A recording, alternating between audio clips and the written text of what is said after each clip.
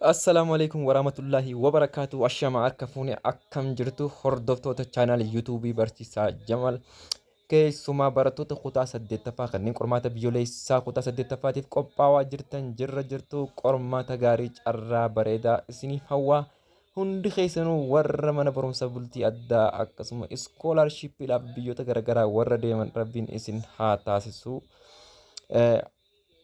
Mee arraan tana gaaffiiwwan muraasa kanneen qormaata biyyoolessaatiif isin qopheessan barnoota herregaa irratti qabadhee dhiyaadhee jira.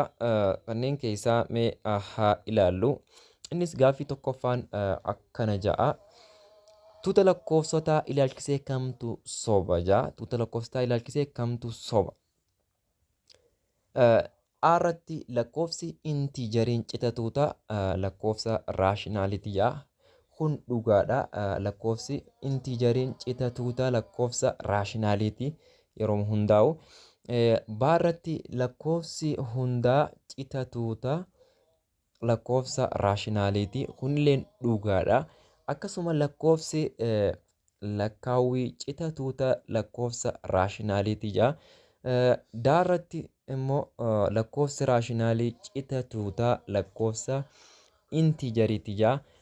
Inni daarra jiru kun soba tahaa jechuu kamtu soba isa jahuufi kanaas yoon isinitti agarsiisu akkaataa tuuta lakkoofsotaa irratti inni xiqqaan lakkoofsa lakkaawwiiti. Lakkoofsa lakkaawwii yookiin naachuraal nambar jedhama. Naachuraal nambarii kana kan of keessa qabate immoo lakkoofsa hundaati. Lakkoofsi hundaa kunis hool nambar jedhama. Qubee W dhaan bakka bu'a. Lakkoofsa hool nambariidhaa fi lakkoofsa lakkaawwii kan of keessa qabate immoo lakkoofsa intiijeriidha.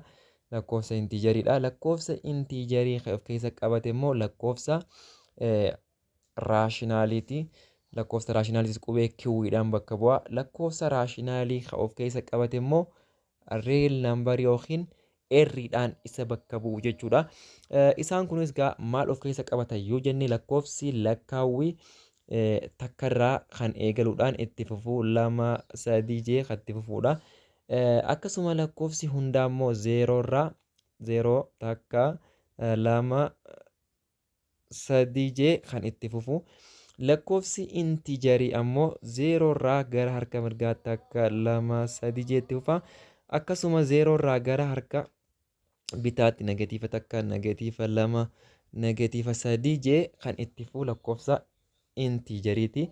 Lakkoofsi raashinaalii ammoo lakkoofsa bifa A irra baatiin taa'u. A fi B'n kunuu miseensa intiijerii kan ta'ani kun akka kana. Kanaaf deebiin gaaffii tokkoffaa irratti soba kan ta'u daadha. Soba kan ta'u daadha. Lammaffaa irratti ida'amni lakkoofsa 2 guutuu 3 irra 7 fi fuggisoo isaa meeqata ja'a. Ida'amni lakkoofsa 2 guutuu 3 irra 7 fi fuggisoo isaa. Fuggisoo lakkoofsa kanaa gaafa barbaannu jalqabatti gara firaashinii sirrii hin ta'initti deebifna. Firaashinii sirrii hin ta'inii yeroo deebifnu 2 baay'isuu 7 ida'uu 3 jala 7 ta'a. 2 baay'isuu 7 jechuun 14. 14 ida'uu 3 jechuun ammoo 17 jala 7 ta'a. Fuggisoo amma gaa lakkoofsi inni kun gaafa jijjiirru 17 jala 7 ta'a. 17 jala 7ti. Fuggisoon isaa ammoo 7 jala 17 ta'a. Egaa ida'ama kanaa barbaadi jee gabaabumatti gaaffii lammaffaa irratti ida'ama lakkoofsa kanaa fi fuggisoo isaa hogguu jedhu akkana ida'ama kanaati. 17 jala 7 ida'u 7 jala 17 jechuudha. Kanaas qaxxaamura 17 baay'isuu 17 jenna. Akkasuma 7 baay'isuu 7 jenna. Deebinee mallee 7 baay'isuu 17 akka kana seera firaashinoota ida'uu fayyadamna. 17 jala 7 ida'uu 7 jala 17 kana gaafa walitti daanu 17 baay'isuu 17 gaafa walitti baay'ifnu 17 baay'isuu 17 jennaa torba baay'isuu torba 49 sagal barreessinee afur qabna torba baay'isuu takka torba fi afur 13 takka baay'isuu torba takka baay'isuu takka jechuun takkuma sagal gabbu'aa torbaa fi sadii 10 takka as dabraa 300 fi sagal tahaa kun akkanatti yeroo waliin baay'atee jechuudha. Ammallee deebinee torba baay'isuu torba jennaa 40 fi sagal tahaa 49 tahaa jalatti ammoo torba baay'isuu 17 waliin baay'ifnee jala kana kaannaa torba baay'isuu 17 okay torba baay'isuu 17 meeqa ta'a torba baay'isuu torba 49 sagal barreeffannee afur qabnaa torba baay'isuu takkaa jechuun torbaa fi afur torbaa fi afur 10 takkaa 100 takkaa fi 19 ta'a jechuudha jalli isaati.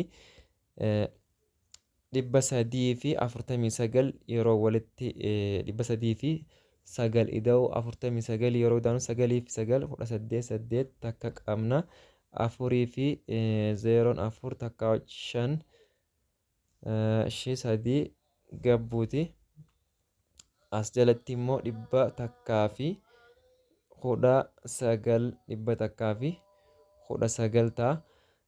Kanaaf yeroo walitti ida'amu 300 fi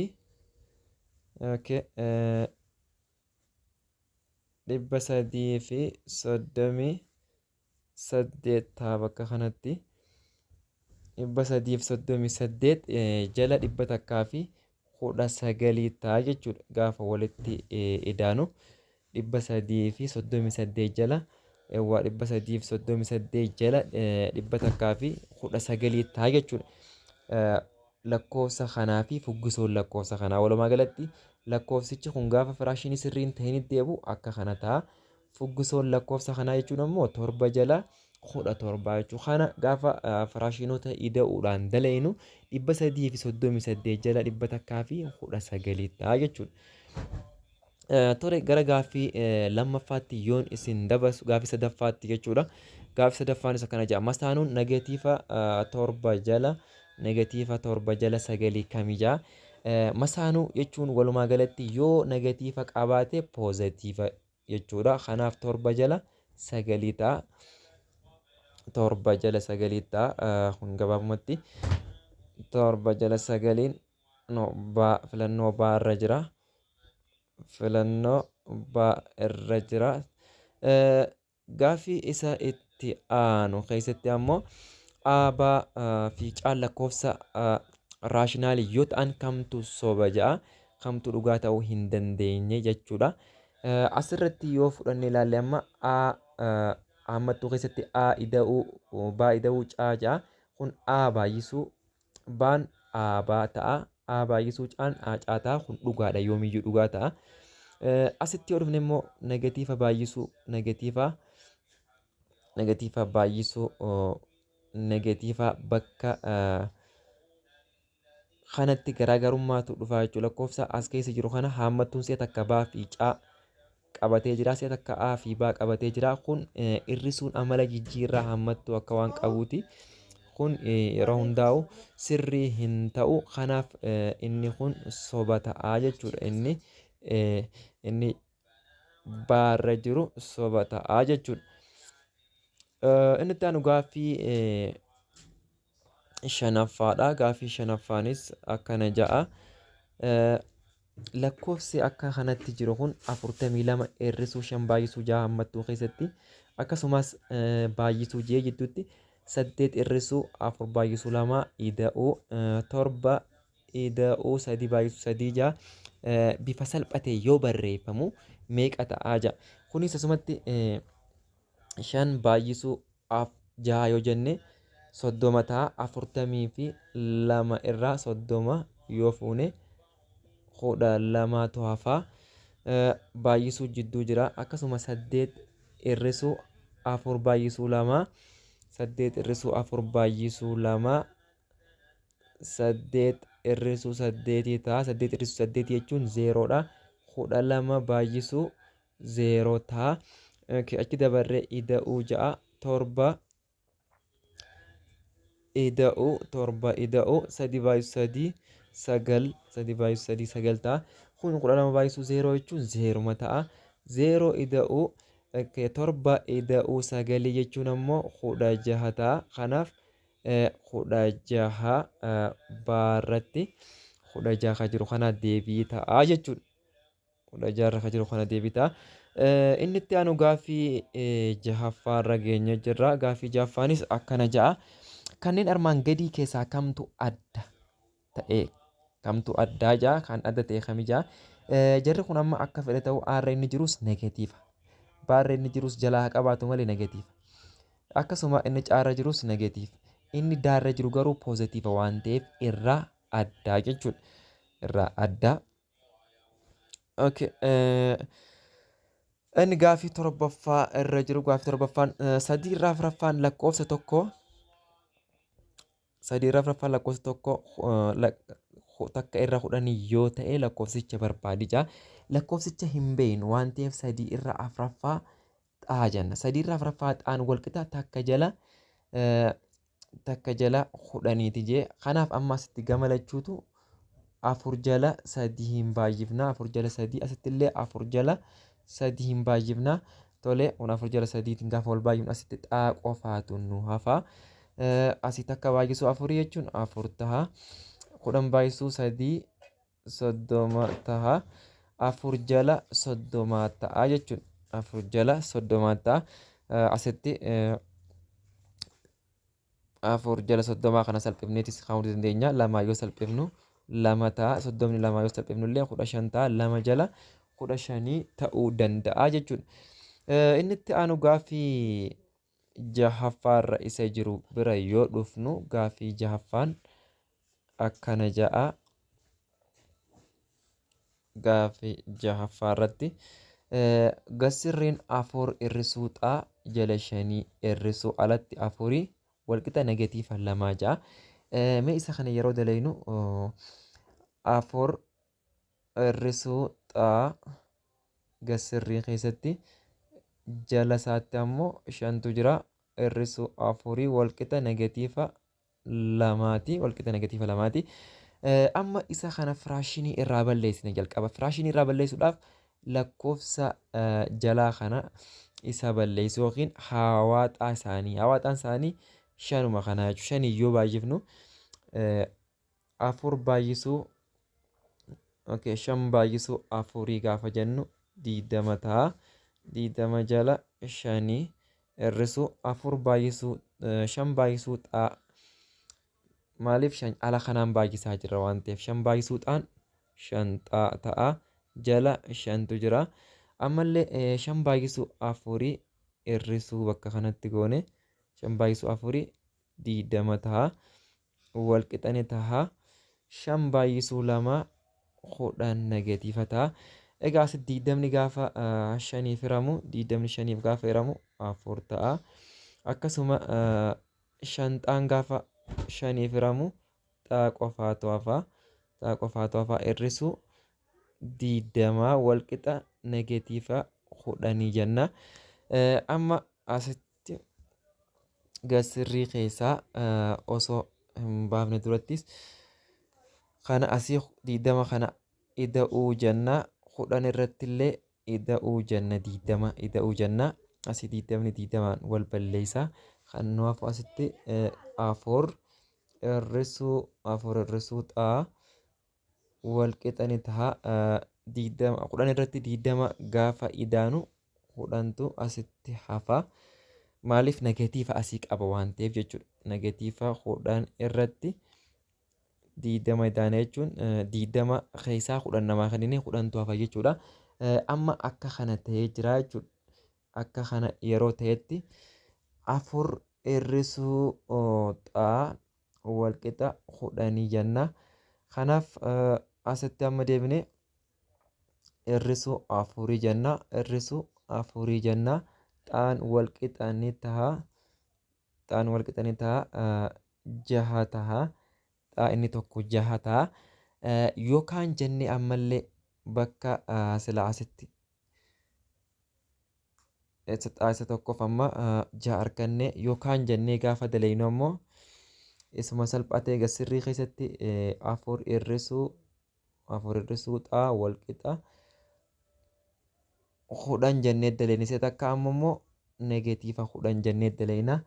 Okay, afur hir'isuu xaa wal qixa negeetiiva kudhanii yeroo jennetti asii hir'isuu afurii jenna asitti illee hir'isuu afurii jenna wal balleessa. Okay, xaan keenya wal qixa ni taha asii negatiiva if cinaa qaba. Negatiiva if cinaa qaba. Asitti illee negatiiva kudhan hir'isuu afurii jechuun negatiiva kudha afur taha. Jala negatiiva asitti illee jala negatiiva taha. Xaan keenya wal qixa ni taha. Negatiiva kudha afur taha. Negatiiva kudha afur.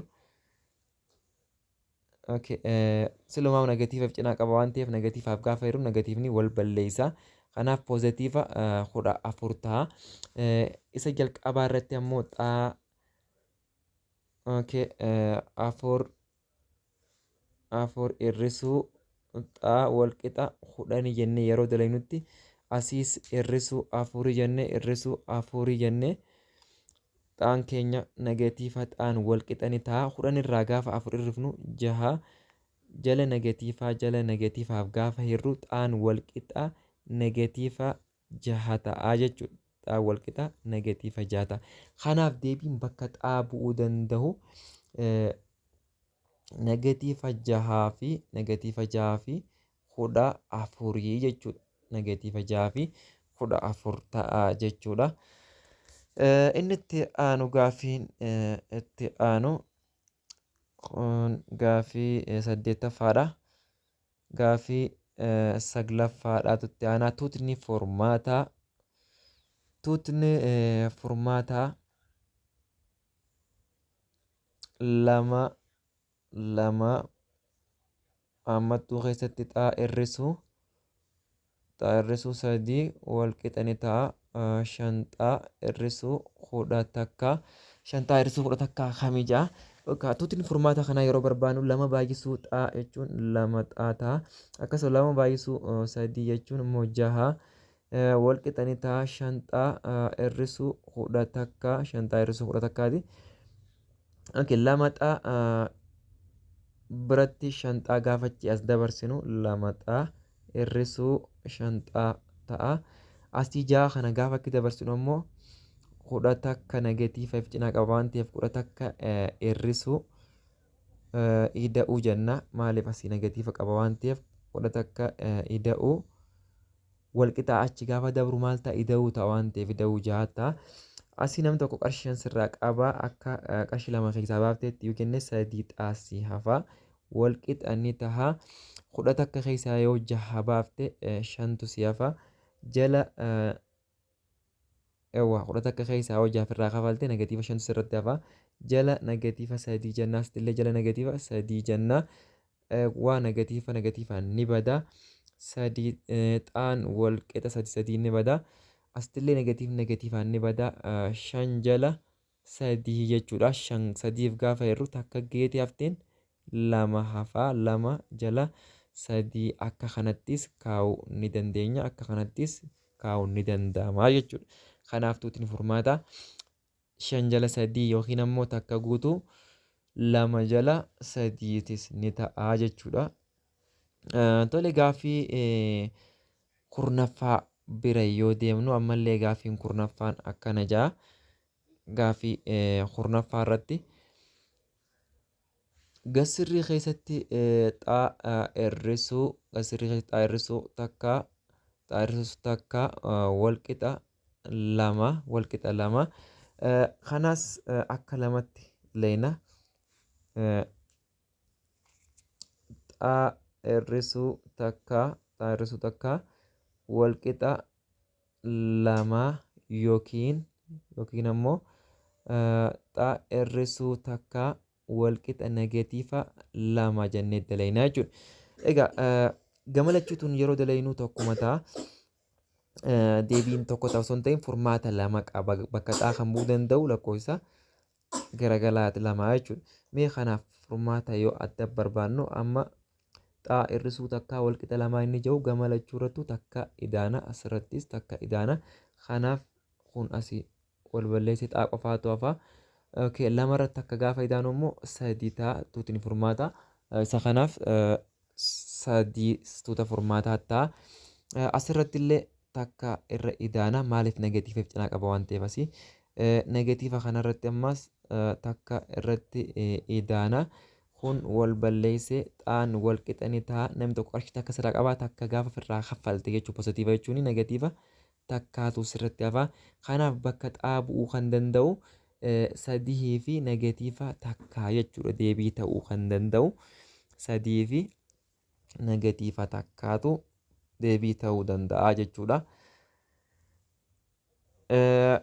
Akkasuma gaaffii itti aanu yoo dalaynu gaaffiin itti aanu tuutni furmaata hima kana kam ta'a jaa. Tuutni furmaata hima kanaa kam ta'a jaa. Tuutni furmaata lama xaa hir'isuu takka irra guddaa yookiin walqixa sadii hir'isuu xaati. Sadii hir'isuu xaa tuutni furmaataa kam ta'a jaa. Kanaas jijjiiramaa gara jijjiiramaatti lakkoofsa gara lakkoofsaatti yeroo jennu lama xaa biratti xaa kana gaafa finnu xaan asii immoo negatiiva qaba waan ta'eef gaafa achi as dabru lama xaa ida'uu xaa jenna. Irra guddaa yookiin walqixa negatiivni takkaan kun gaafa achi dabru immoo poozitiiva ta'a waan ta'eef sadii irratti ida'ama. Kanaaf kun lamaanis hogguu walii ida'amu sadii xaa ta'a. Irra guddaa yookiin walqixa sadii ida'uu takka jechuun immoo afurii jala sadiifirraa asittis sadiifirraa xaan walqixa ni ta'a. Afur jala irra guddaa yookiin walqixa afur jala sadiiti jechuudha. Lakkoofsa afur jala sadii irra guddaa afur jala sadii ta'etu yookiin walqixa afur jala sadii ta'etu tuuta furmaataa ta'uu danda'a jechuudha. Inni itti aanu gaaffii kudha lammaffaarra isa jiru gaaffii kudha lammaffaarra isa jirudha.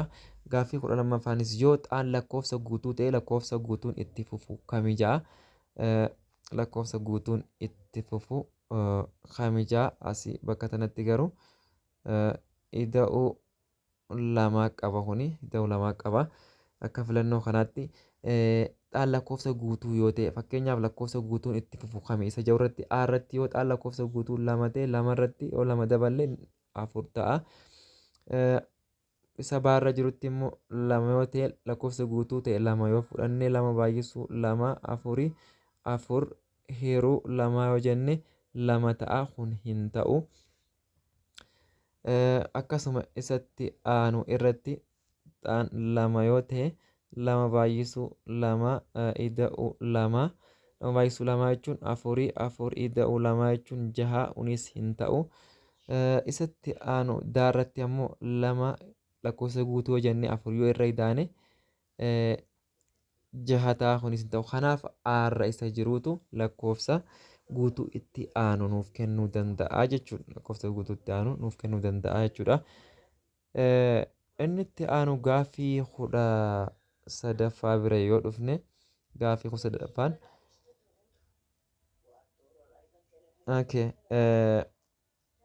raadikaala jalatti kudha lama guutuu takka irra afurii walqixa xaa yoo ta'e gatiin xaa meeqa ta'a ja'a. Amma kana gara firaashinii sirrii hin ta'initti yoo deebifnu kudha lama baay'isuu afurii ida'uu takka jala afurii ta'a. Kudha lama baay'isuu afurii jechuun 48. 48 ida'uu takka jechuun ammoo 49 ta'a jala afuriiti. Kanaaf 49 jala afurii ta'a jechuudha. Kun bakka gasirrii raadikaala jalatti 49 jala afurii ta'a.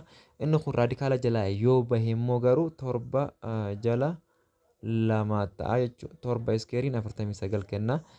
Lama iskeeriin immoo 4 kenna waan ta'eef torba jala lama ta'a raadikaala jalaa yoo ba'e. Amma garuu xaadhaa wajjin wal qixa waan ta'eef xaan immoo 49 jala 4 ta'a jechuudha.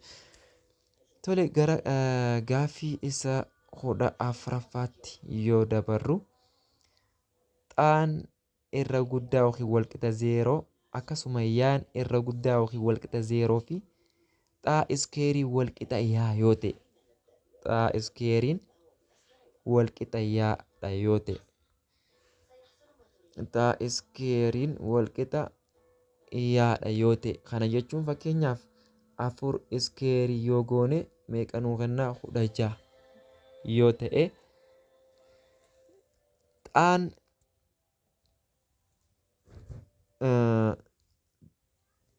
xaan yoo ta'e xaan bakka duwwaa yaati ja'a xaan bakka duwwaa yaati jechuun amma xaa kana yoo iskeer ruut goone jechuudha.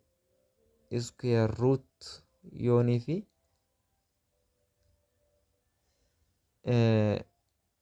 xaan iskeer ruutii yaati jechuudhaaf yaa iskeer ruut yoo goone maal kennaa xaa kenna. Kana jechuun 16 iskeer ruut yoo goone akka yaati waan ta'eef 16 akka yaa 4 ammoo akka xaati yoo ta'e 16 iskeer ruut yoo goone maal nuu kenna 4 nuu kenna. Yaa iskeer ruut yoo goone yaa iskeer ruut yoo goone maal nuu kenna xaa nuu kenna. Xaa kana immoo iskeer yoo goone yaa nuu kenna. Kana jechuun karaa biraa 16 iskeer ruut yoo goone 4 nuu kenna. 4 iskeer yoo goone immoo 4 iskeer yoo goone meeqa nuu kenna 16 nuu kenna waan ta'eef. Kanaaf xaan iskeer ruutii yaati jechuudha. Kanaaf deebiin caarra isa jiru kanaa jechuudha. Xaan iskeer ruutii yaati. Yaan ammoo iskeerii xaati waan ta'eef. Nitti aanu gaaffii 15ffaarra isa jiru yoomuu salphatu maal ta'a ja'a.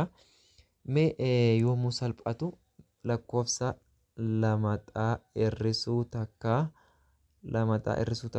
hir'isuu shanxaa hir'isuu lamaxaa shanxaa hir'isuu lamaxaa yoo salphatu maal ta'a ja'a.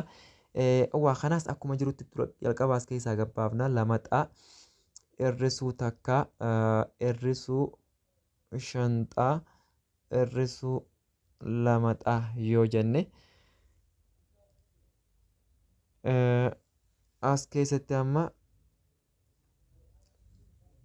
kana yoo waliif finnu lachuutu negatiiva qaba waan ta'eef lamaxaa hir'isuu hullamee walirra dabalamaa torbaa ta'a torbaxaa ta'a kuyyoo as dabrees asiin takka akkana yoo kaannes rakkoo hin qabu. Kanaaf namni tokko akka qarshii 7 sirraa qabaa 2 kenniteeti. Kanaaf shanxaa ta'a. Shanxaa hir'isuu takkaa ta'a jechuudha. Gaafa salphatu shanxaa hir'isuu takkaa ta'a. Tole asirratti 4 isa duubaan jiru kanaatu jira. 4 duubaan jiru natti hin mul'anne dhiifama. 4 duubaan jiru kana yoo ittiin baay'ifne dura 4 baay'isuu 2 jenna 8 ta'a. Akkasuma 4 baay'isuu takkaa 4 ta'a. Kana booddee hir'isuu shanxaa hir'isuu lamaxaa jenna jechuudha. Kana booddee amma jarri lameen kun ogguu walitti ida'amu torbaxaa ta'a.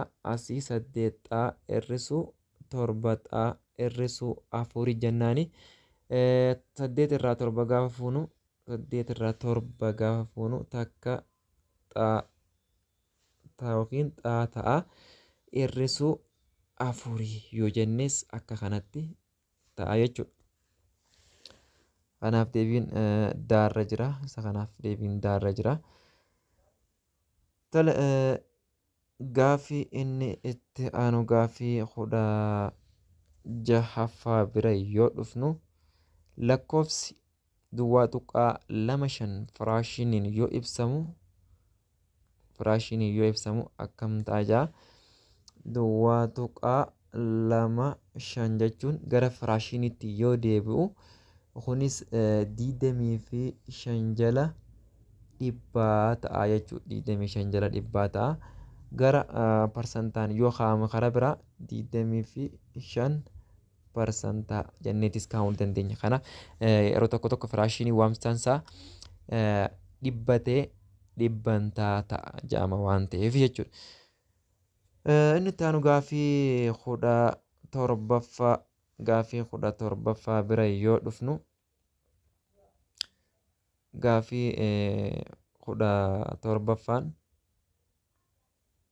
kiyyoo birootiin 343 343 kiyyoo birootiin 343 lakkoofsa kamtu mataa isaatiin si'a 3 baay'atee 343 nuu kenna ja'a. Kanaas 7 baay'isuu 7 baay'isuu 7ti 7 baay'isuu 7 49 baay'isuu 7 jenna. Ammas 7 baay'isuu 9 jechuun 63 3 6 qabna. 7 baay'isuu 4 28 fi 6 jechuun 34 ta'a. Kanaaf 343 kan nu kennu torba si'a 3 basaasaatiin yoo baay'ifne jechuudha. Kanaaf kiyyuu birootiin isa kanaa maal ta'a? Torba ta'a. Kunis deebiin isaa A irra isa jiru kana deebiin isaa isuma A irra jiru. Tole gara gaafii 18ffaa bira yoo dhufnu gaafii 18ffaan akkana ja'a. Aabaa fi caan lakkoofsa raashinaalii yoo ta'an fi akkasuma baacaa fi daan lakkoofsa lakkaawwii 0 irraa adda yoo ta'e kamtu soba ja'a. Kamtu soba ja'a. Kunis dogongora barreeffamaati waan hanqatellee ni qaba. Haa ta'u immoo A irra baa ida'uu caa irra daa yoo ta'e inni kun eenyu wajjin wal qixa yoo jenne A baay'isuu daa aadaa ta'a. Ida'uu baa baay'isuu caan immoo baacaa ta'a. Jala baa baay'isuu daan immoo baadaa ta'a. Kunis akka kanatti kanaa wajjin wal qixxee ta'a. Isa biraa irratti immoo A irra baa irrisuu caa irra daa yoo jenne A baay'isuudhaan aadaa ta'a. Irrisuu baa baay'isuu caan baacaa ta'a. Ammallee akkanattis waliin baay'ifna qaxxaamura akkattis isa jalaa kanaas waliin gaafa baay'ifnu baa baay'isuudhaan baadaa ta'a. Akka kanatti yoo taa'e sirrii ta'aa jechuudha. Isatti aanu irratti ammoo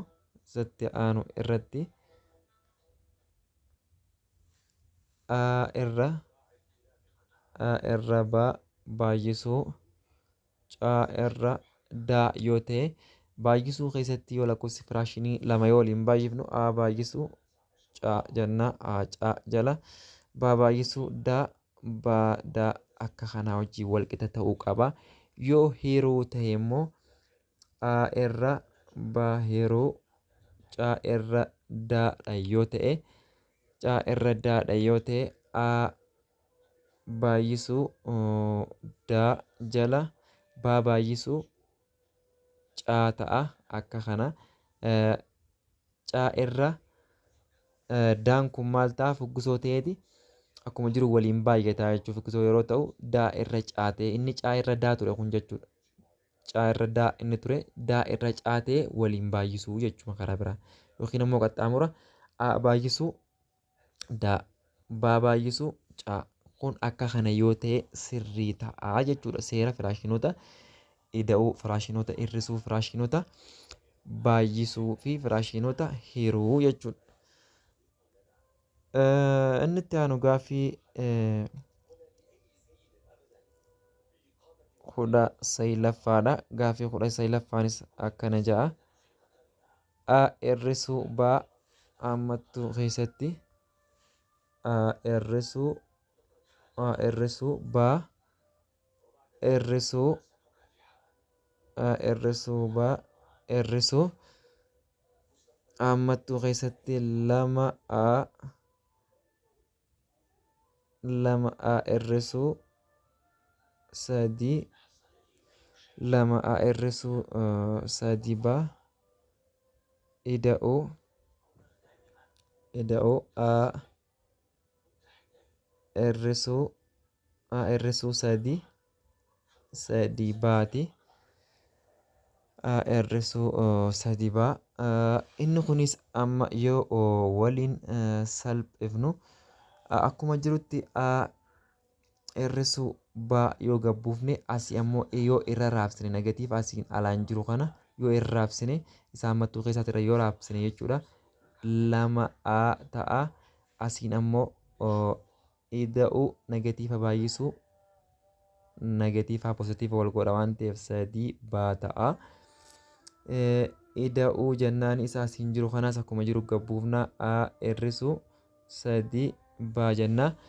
Amma warra wal fakkaatu walitti finnaa 3 baa fi negatiifa 3 baan 0 wal godha asumatti 0 wal godha jenna 0 wal godha. Inni kunis pozitiifi inni kunis pozitiifi isa lamaa yoo walitti finne 2a ta'a. Asii ammoo negatiifa 2a jira ammaasii negatiifa 2a jira waan ta'eef 0 wal godha. Inni kunis negatiifa baa qofaatu hafaa jechuudha. Deebiin yoo salphatee taa'u negatiifa baa qofa ta'a jechuudha. Akkaataa kanatti warra wal fakkaatu gatiin isaanii wal qixa ta'e mallattoon isaanii negatiifaa fi tokko pozitiifa tokko negatiifa yoo ta'e wal balleessa. Fakkeenyaaf akka 3 baadhaa fi negatiifa 3 baan 0 wal godha. Akkasumas a tokko as jiruu fi a tokko isa asiin jiru kana yoo walii idaanu 2a ta'a. Negatiifa 2a wajjin yoo wal bira dhufe 0 wal godha. Inni kophatti hafe maali? Negatiifa baa qofaa jechuudha. Tole gaaffii 20ffaadha. Gaaffii 20ffaan 12 iskeer raadikaala jala yoo jiraatu 12 kun yoo salphatu akkam ta'a jaa 12 kun yoo salphatu 4 baay'isuu 3 jennaa. 4 raadikaala jala ammoo 2 ba'a. Raadikaala jalatti kaafuu meeqa? 3 hafa. Kanaaf 2 raadikaala jalatti 3 ta'a jechuudha yoo salphatu. Tole mee gaaffiin har'aan tanaaf qabadhee isiniif dhiyaadhe keessaa gaaffii hanga 26 kan jiran kana mee gaafuma hunda isaaniitu isiniif dalaguu isiniif xumuruu haa yaalu. Tole gara gaaffii 21ffaa bira yoo dhufnu gaaffii 21ffaanis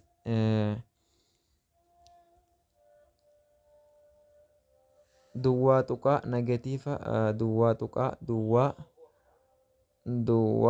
3 yoo heeramu meeqa ta'a ja'a. Kunis yoo bifa firaashiniitiin yoo kaa'amu jechuma barbaadeeti. Deebiin isaallee asirratti hin kaafne bifa firaashiniitiin yoo keenyu garuu 3 jala negatiifa 3 jala negatiifa 3 jala kumaa ta'a. Bifa firaashiniitiin gaafa kaa'amu akka kanatti kaa'amuu danda'a jechuudha. Maaliif tuqaa kana booddee digitii 3 jira waan ta'eef digituma 3 kana ilaalanneeti takka booddee 0 jirtu 3 kuma jechuun digitii 3 0 cinaa qaba waan ta'eef negatiifa 3 jala kumaa ta'a jechuudha. Nitti aanu gaaffii 22ffaa obbo Abdiisaan sangaa tokko qarshii 8,000tiin bitee qarshii 8,000tti bitanii 500 bu'aa buufatanii yoo gurguran sangaa kana qarshii meeqatti gurguran ja'a. Asirratti amma gatii ni nu gaafate gatii gurgurtaati. Kan isaan itti bitan garuu qarshii 800tiin bitanii kun gatii bittaati. Dhibbantaan bu'aa ammoo dhibbantaa 15 dhibbantaan bu'aa dhibbantaa 15. Asirratti amma kan barbaadamu gatii gurgurtaati jechuudha. Gatii gurgurtaa hin beeknu waan ta'eef obbo Abdiisaan Sangicha qarshii meeqaan akka gurguran nu gaafata. Gatii gurgurtaa beekuudhaaf foormulaan nuti itti fayyadamnu dhibbantaan bu'aa walqixa ni ta'a.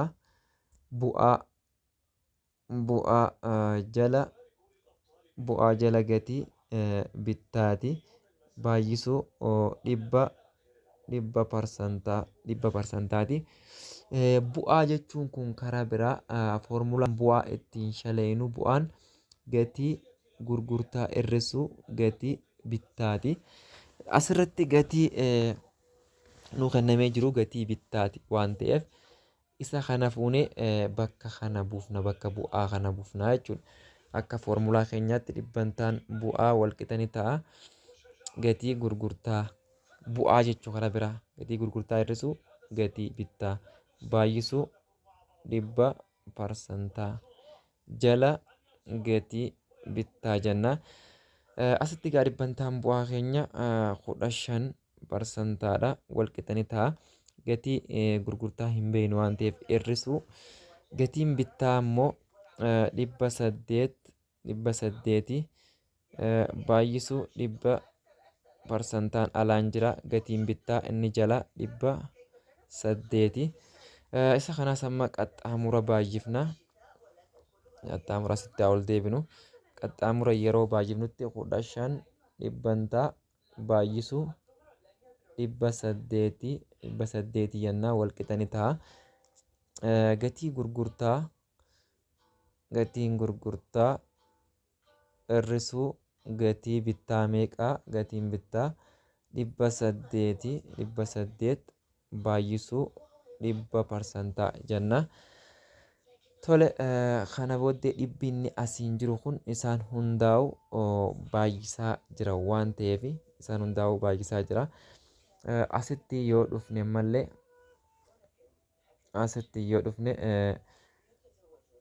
dhibba 8 baay'isuu 15 jenna. Dhibba 8 baay'isuu 15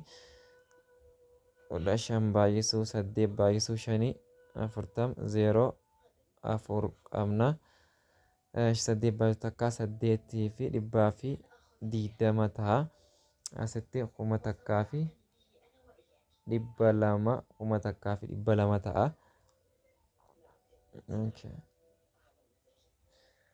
1000 takkaa fi 15 baay'isuu 800 gaafa jennu 15 baay'isuu 800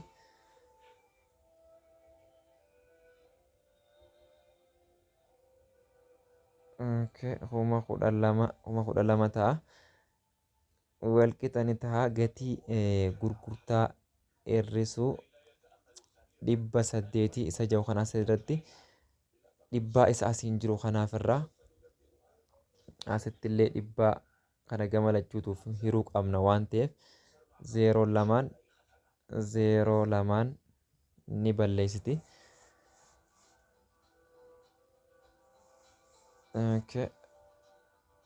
Asitti yoo dhufne gatii gurgurtaa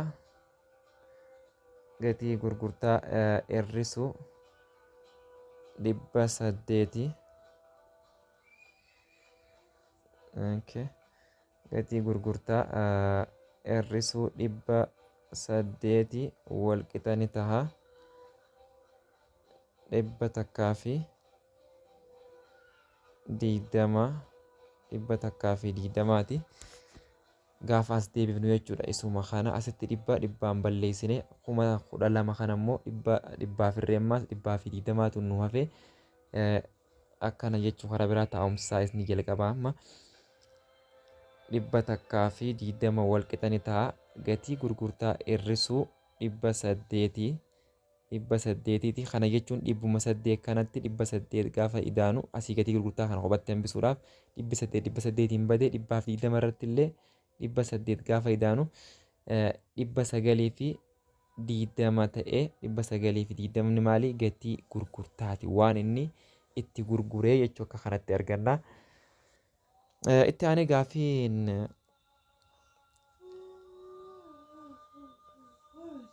23ffaa gaafii 22ffaa armaan olii irratti bu'aan obbo Abdiisaa meeqa ta'a jaa? Bu'aan obbo Abdii meeqa ta'a jaa? Bu'aan isaa amma bu'aa jechuun akkuma jalqaba jee gatii gurgurtaa san hir'isu gatii bittaati waan ta'eef wanni inni itti gurgurame 920 waan ta'eef hir'isu wanni itti bitame immoo 800 waan ta'eef 800 gaafa 920 irraa hir'ifnu 120 kanaaf bu'aan isaa meeqa? 120 jechuudha. Bu'aan 120 jechuudha. Gaafiin inni itti aanu immoo gaafii 24ffaan akkana jaa. Obbo Margaan qarshii 60,000 dhala baaqee dhibbantaa 6 waggaa 3 kaffaluuf baankii irraa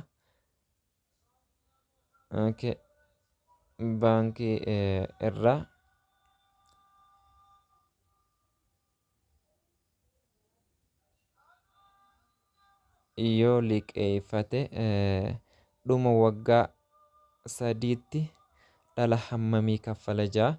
Amma asirrattis foormulaa dhala baaqee dhalti walqixanii ta'a. PRT dha foormulaan dhalaati. Asirratti haadhoon nuuf kenname P jechuudha. Haadhoon 60,000 nuuf kenname 60,000 nuuf kenname. R jechuun ammoo reetii dhalaati. Reetiin dhalaa duwwaa 6% jechuudha yookiin ammoo duwwaa 6 ta'a. Kana jechuun 6 jala 100ffaa jechuudha. Karaa biraati 6 jala 100ffaa jechuudha. Tiin ammoo yeroon turtii walqixanii tahaa waggaa 3 kanuma waliif baay'ifnaa jechuudha. 60 baay'isuu 6 jala 100 reetii jechuudha. Baay'isuu 3 jenna. Asitti zeeroon lameen tana balleessiti. Zeeroo lameen tana leelfuma dhifannee 6 baay'isuu 6 yoo jenne 36 ta'a. Ammallee 36 baay'isuu 3 jenna. 36 baay'isuu 3 jenna. 3 baay'isuu 6 8 ta'a. 8 takka qabnaa 3 baay'isuu 3 9 takka 10 akka kana ta'a. Zeeroo lameen asiin lafa dhiifannee egaa waliin baay'ifnee booddee akkana cinaa kaannaa. Dhalti waggaa 3 booda 60 irraa argamu 10,800 ta'a jechuudha. 10,800 ta'a. Kunis filannoo irra jira.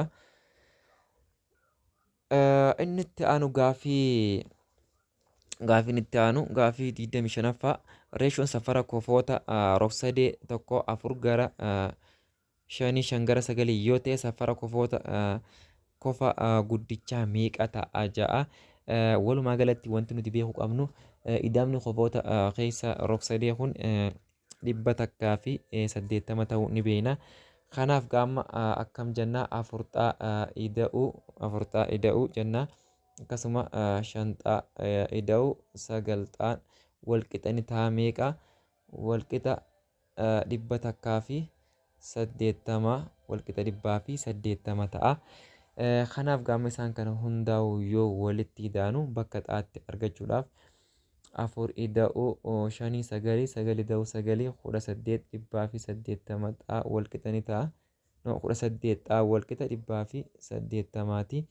Jala 18tiif irraa asittillee 18tiif irraa 18 nama ta'a. Xaan keenya walqixanii ta'a 10 ta'a jechuudha. Amma 10 bakka isaan hundaa yoo buufne kofoota kan argannaa jechuudha. 4 baay'isuu 10 ida'uu 5 baay'isuu 10 ida'uu 9 baay'isuu 10 walqixanii ta'a. 180 kennuu qaba jechuudha. 4 baay'isuu 10 jechuun 40 digirii ta'a. 5 baay'isuu 10 jechuun 50 digirii ta'a.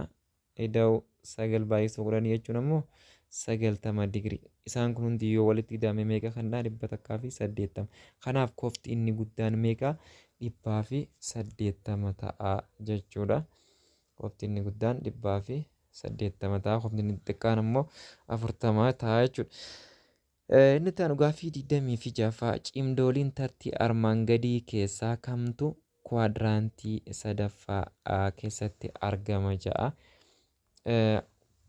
Kanas diriiroowwan koordineetii siiqqeewwan xaa fi siiqqee yaa jedhamuudhaan kan irratti kaafamuu danda'u siiqqee xaafiyyaati. Siiqqeen xaafiyyaa kun diriiroowwan koordineetii bakka afuritti addaan qoodaa ja'a. Siiqqee xaa kanaan jennee kana isa ol deemu kanaan siiqqee yaa yoo jennu asirratti kwaadiraantii tokkoffaa jenna. Xaanis yoo akkana deemu poozitiiviidha. Yaanis yoo akkana ol deemu poozitiiviidha. Isaan lachuutu poozitiivii ta'uu qaba jechuudha. Kwaadiraantii yookiin qarxii lammaffaa keessatti xaan yoo akkana deemu negatiiva qabaata. Negatiiva qabaata. Yaan yoo akkana ol deemu poozitiiviidha. Qarxii lammaffaa keessatti. Qarxii sadaffaa keessatti immoo xaanis yoo akkana deemu negatiivii, yaanis yoo akkana deemu negatiiva. Isaan lachuutu negatiiva.